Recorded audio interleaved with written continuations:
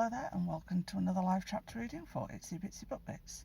Today I shall be reading from Hell in a Handbasket, a Life is Hell novel, book 3 by Naomi Valkyrie. Chapter 1. Oren. Frustrated, I closed the website I'd been searching. It's difficult for me to get accurate information on demon hunters when there's so much false information floating around out there. Every time I think I've learned something of substance, TiVo tells me it's crap created by Hollywood. Of course, being the ass he is, he never bothers to give me any accurate information. I'd say it's part of his demon nature, but the other demons I know aren't so bad. Speaking of other demons, I usually have to go to Delilah or Sheridan for clarity, but even they don't know everything, Delilah being a lust and vengeance demon and Sheridan being a hedonism demon. They can only tell me so much. The different factions of demons each have their own quirks and culture. TiVo is the only one I really need information from. Because his speciality is tracking, he knows more. He has to in order to protect himself when he's hunting down various demons and monsters. I've tried to be friendly to TiVo, hoping he'd warm up to me so I can learn more about my heritage, but it's slow going. He's also hot as fuck, but that's got nothing to do with it. At all. Scrubbing a hand down my face, I try to think of new search terms that might give me better results. When anything comes to me, I grab my coffee mug to go top it off and notice all my coffee's gone. Damn it, Millicent, did Larkspur stow away in your coat pocket again? My fellow deputy looks up from a monitor. I don't think so. Why? I had at least half a mug of coffee left and now it's gone. Oren, just because you don't remember drinking the rest of your coffee doesn't mean Larkspur did it. I gave her a sceptical look. 9 times out of 10, it's that damn pixie, and you know it. He's a menace. Millicent rolls her eyes. He's mischievous and bored, and it's a heady combination. Larkspur, I know you're here. Show yourself. Oren, you're making an ass out of yourself. I told you he's not here. A mischievous giggle fills the room. I knew it. Millicent shrugs. I checked all my pockets, my purse, and my gun belt before I left the house. He must have found a way past my search. Maybe we should put a bell on him. Somehow I doubt that would do much good, Millicent sighs. I keep threatening to feed him to Jasper, but even that doesn't seem to help. That's because he knows you'd never actually follow through. Besides, he'd probably give that hellhound indigestion. Standing up, I take my empty coffee mug to the break room and fill it, then walk back to my desk. Stay away from this one, Larkspur, I call out into the room. The pixie is still hiding, and if he knows what's good for him, he'll stay hidden. That damn coffee thief. I set my mug closer to my monitor so I can keep an eye on it. Honestly, some people have cats and dogs to worry about getting into things. We've got the addition of a pixie. Lucky us. Shaking my head, I type some new search criteria and resume my browsing, thankful that the small town of Juniper Lake is quiet enough that I can do research while I'm on duty. As I'm heading to my 3rd hour of fruitless internet browsing, Malachi arrives to relieve me. Morning, Sheriff, I say, glancing up briefly. Morning. Anything I need to know about? Other than the fact that Larkspur is lurking around making mischief? No. Oh, for crying out loud, Millicent, Malachi says. Hey, I did my due diligence. He's just sneaky. Standing up, I walk over and take my coat off the rack and slip into it, then put my hat on. We'll have fun with that, I say as I pat Malachi on the shoulder on my way out. You're going to hell. You know that, right? Malachi calls after me before the door closes. Chuckling to myself, I walk over to my truck, get in and start it up. After setting my hat on the seat beside me, I back out of the parking spot and head towards my cabin.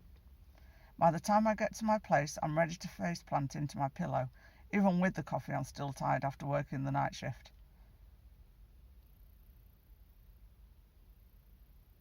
Exiting my truck, I walk to my front door and unlock it, but before I open it, I pause. Something feels off. I don't know what, but something feels different. Slipping my sidearm out of the holster with one arm, I turn the doorknob with the other, then use my foot to push it open. Nothing. Keeping my back to the door, I face my living room, but everything looks to be in order. After clearing the downstairs of my cabin, I start up the stairs to the loft where I sleep. The loft is about half the size of the downstairs area, with just enough room for my bed, dresser, a couple of nightstands, and a small closet with sliding doors. I can see the entire area from the top of the stairs. Nothing. That leaves the closet.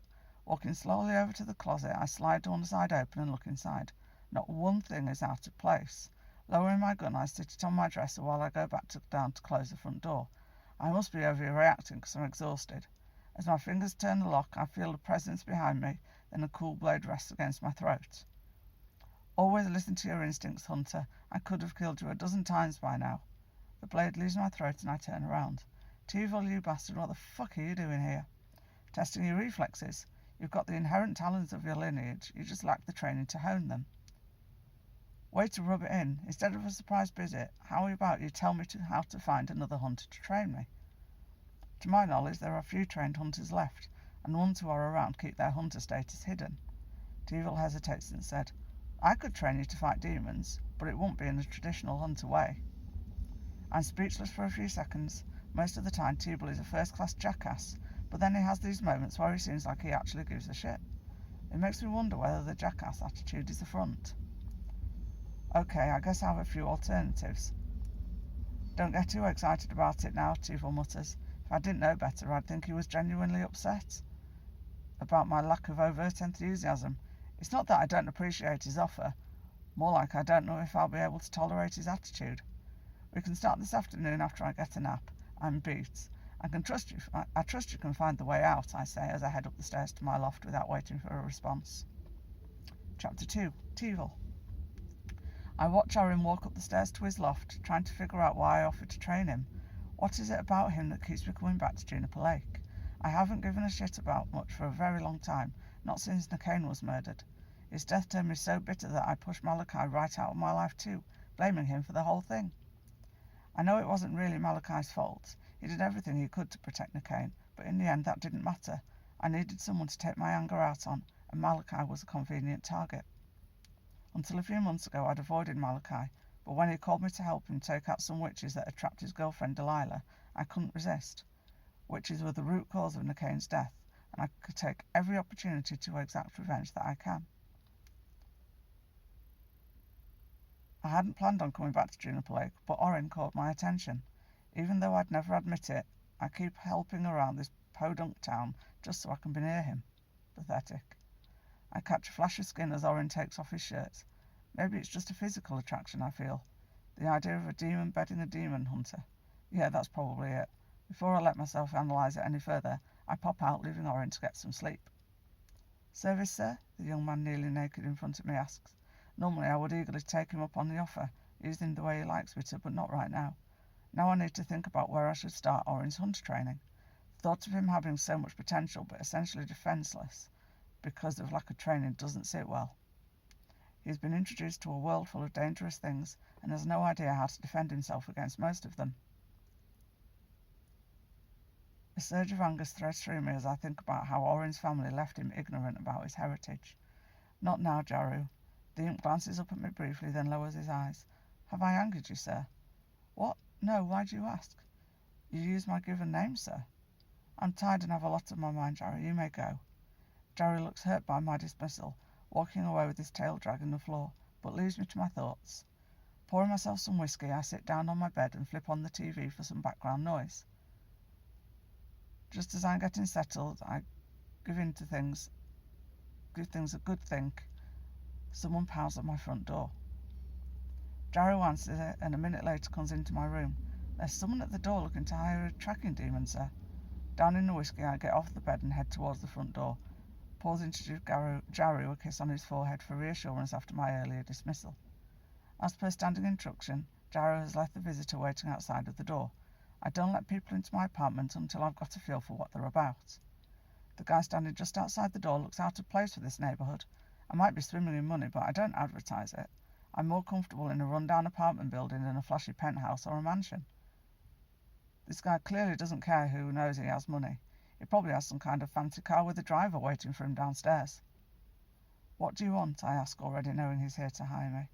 The man shows no reaction to my abruptness. I'm looking for a tracker demon to find a dragon, and I'll pay whatever fee you require. You can't be serious. Dragons are extinct. Stop wasting my time. I start to close the door in his face, but he puts his foot in the way to stop it.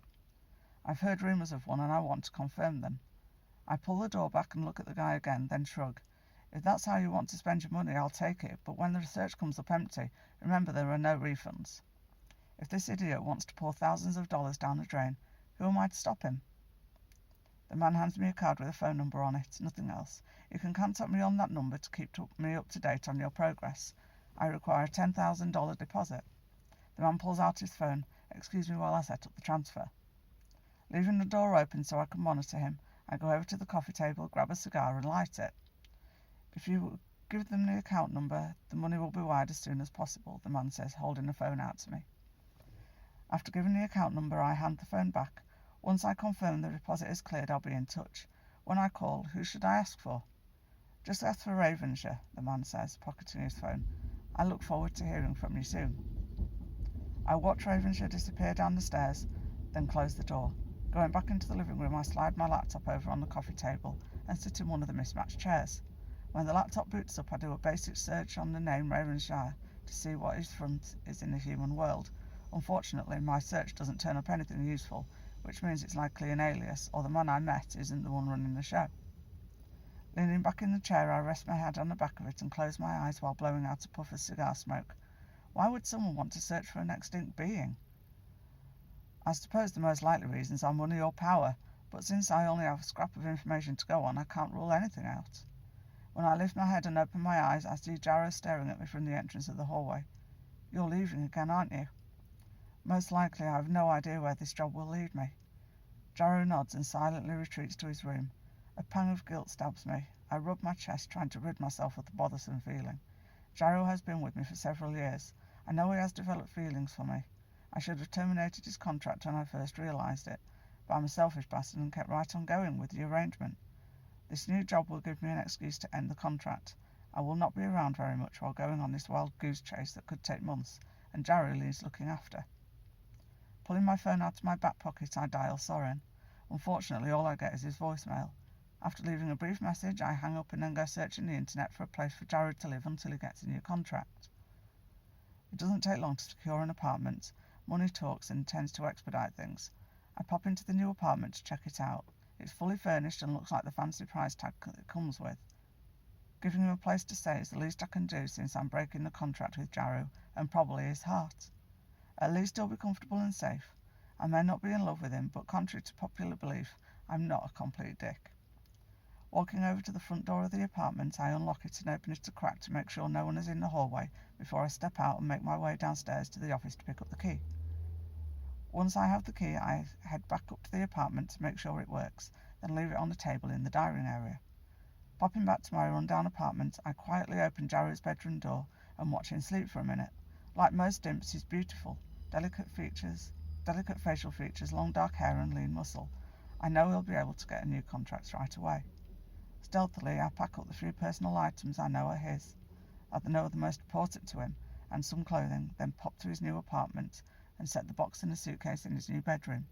Walking over to the bed, I pull back the comforter and top sheet to get it ready, then pop back to my apartment.